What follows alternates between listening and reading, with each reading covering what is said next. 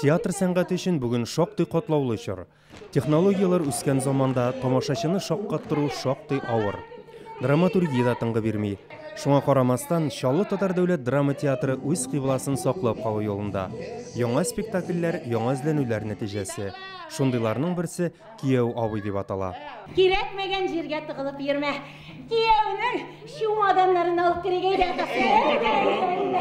Спектакльгә килгәндә анысы үзебезнең татар драматурглары Хәбир Ибраһимов, Рәдиф Сәгъди икесе бергәләп язган комедия. Бездә татар драматургиясендә менә шулай парлашып пьеса язу яки драма язу, комедия язу әле ул бик теге таралган әйбер түгел, сирәк әйбер. Шуңа күрә менә бу спектакль шунысы белән дә кызыклы дип уйлыйм. Әйт инде хәзер миңа. Сиңа ничә яшь әле? Ничә яшь дип? 5 яшь өстәсә каршы килмәс. Ярар, 55 булсын инде, 55 булсын. Шаллы театры бу ел инде 4нче тапкыр зур гастрольләр белән Казанга җыена. Репертуарга килгәндә ул үзенчәлекле. Безнең режиссерыбызга һәм миңа сораулар бирәләр.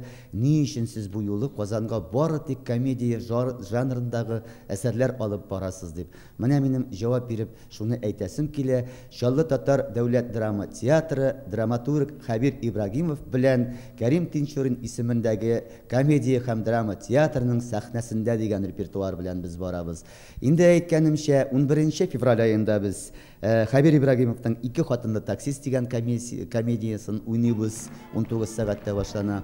12 февральдә без Кияү абый комедиясын уйныйбыз. Һәм инде 13 февраль көнне Надежда Петушкина комедиясы нигезенә таянып Хәбир Ибраһимов тәрҗемәсе тарафыннан куелган Кызым кияүгә чыга дигән әле яңа гына табадан төшкән әсәребезне алып барабыз. Шулай итеп, 11 февральдән 13-нә кадәр Шаллы Татар драма театры Казанда Тинчурин театры бинасында тамашачыларын көтеп кала.